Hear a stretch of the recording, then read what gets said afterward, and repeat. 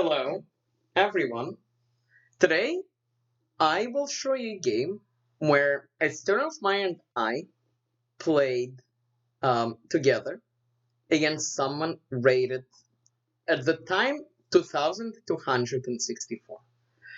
And in this game, we will learn a little bit about openings, a little bit about development, and a lot about tactics. So let's take a look. It was a 10-minute game. Uh, d4 knight f6, c4 e6, knight f3, bishop d4, the Bogo Indian. White plays knight c2. The point of knight c2, white wants to play a3 at some point, or at least he should. And the idea is either the bishop would have to take, and then white gets the two bishops. Or the bishop retreats, and then black ends up sparing time, moving the bishop back and forth. b6 to get the bishop on the long diagonal. g3, same thing. Both bishops came out. We castled, he castled. And we played d5 to fight for the center. He improves his knight. Also, there is a pin going on here. So we cannot take because our bishop is going to fall. So we played knight d7. The point is if white plays knight f3, we can play knight e4. And okay, all the knights are doing okay. He decided to take, which kind of helps us because now we are ahead in development. Our rook's already connected. And these guys will take a little bit of time to play chess. He plays queen c2 to deal with the issue, c5 to challenge the center. Also, we are covering this bishop, so now we don't have to worry about the spin. He took. We took with the bishop because we want to preserve our bishop. He took. We took with this bishop. The idea behind this move is we want to trade bishops because then his king is going to become a little bit more weak.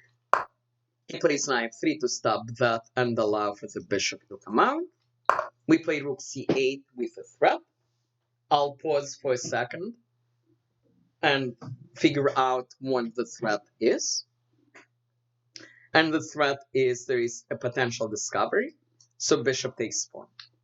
He saw that, but the downside of this move, he is undeveloping.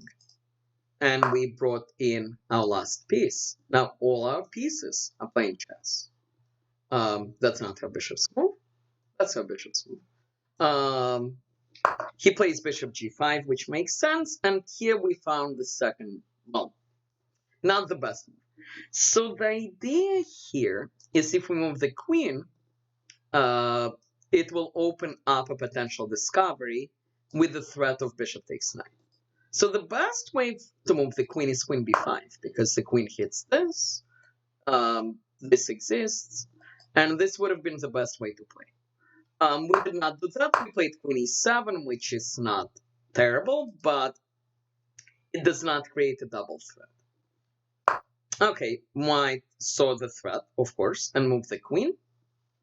We asked the bishop why it's here. And the logic is, it looks like our queen is overworked. But our plan was if he takes, if he takes this thing, we take his pawn. Okay, so he dropped the bishop back. We poked to see what his queen was going to do. It's a little uncomfortable for the queen to go here because of the discovery ideas. We could take here, then here. So he moved here, we attacked it again, and we are perfectly okay with a draw because opponent is rated significantly above what we are rated. This is his rating after the game. Okay, he played queen a6. But this is not very good because now we play knight d5. The idea is to take the bishop and ruin the pawns, also giving us the two bishops. If the bishop moves, well, it's also not clear where the bishop will move. Let's say e5. E5 is not ideal either. But one of the main things that we can do is something like this. And the logic is if the queen goes here, it walks into the line of the rook. And once again, there are tricks like this. And if he goes here, and if the queen goes here, there are forks with also discoveries. So white played here, and in this position, there is a tactic which wins a piece. I'm going to pause and ask you to find it.